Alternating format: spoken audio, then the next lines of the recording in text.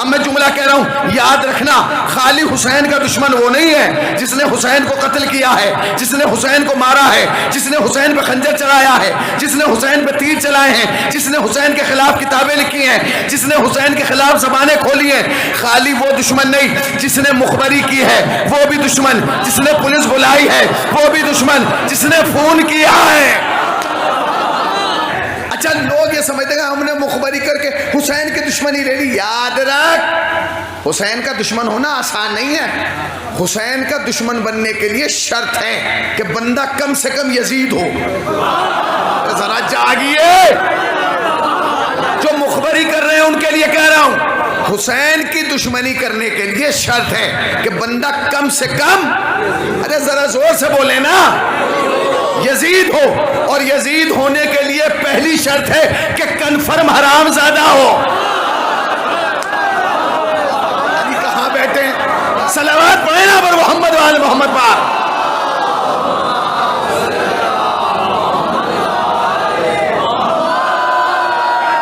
بتائیے اب جو میں اگلا جملہ کہہ رہا ہوں شاید اس پہ نعرہ آ جائے، جو مخبری کر رہے ہیں جلوسوں کی، مجلسوں کی، شبیداریوں کی، تعزیت داروں کی، ان کی میں کہہ رہا ہوں کہ وہ سوچ لے کہ حسین کا دشمن ہونے کے لیے پہلی شرط ہے کہ بندہ کم سے کم یزید ہو، اور یزید ہونے کے لیے شرط ہے کہ بندہ کم سے کم حرام زادہ ہو، اور حرام زادہ ہونے کے لیے پہلی شرط ہے اماں ایک ہو ابا ایک۔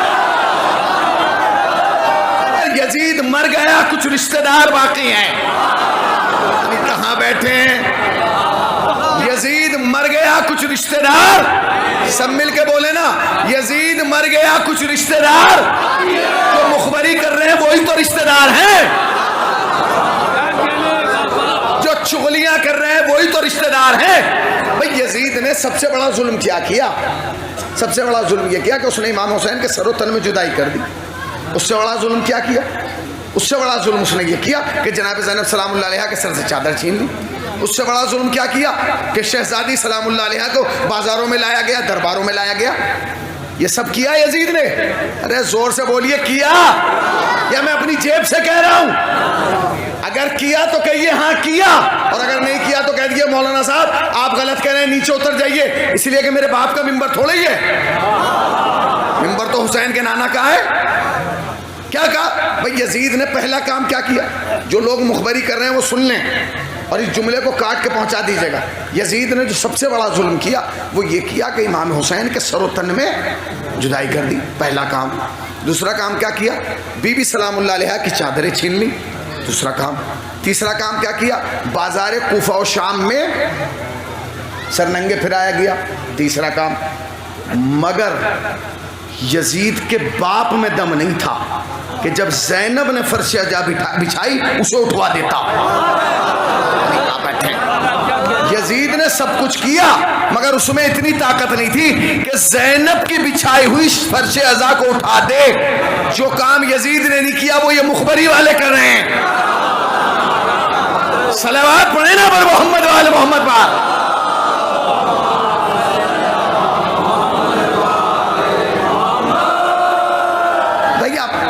جو کام یزید سے نہیں ہوا وہ تم کر رہے ہو، اس کا مطلب تم تو یزید کے بھی باپ بن گئے۔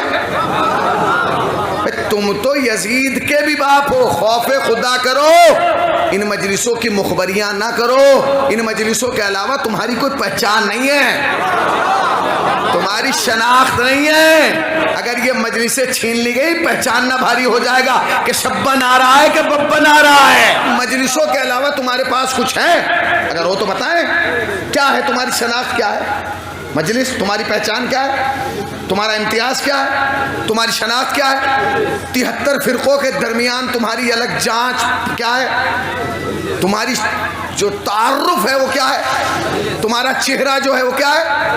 تو جو مخبری کر رہا ہو تو ہمارے چہرے پر نشان ڈال رہا ہے۔ یاد رکھنا بدن پہ کہیں بھی نشان آ جائے چھپایا جا سکتا ہے،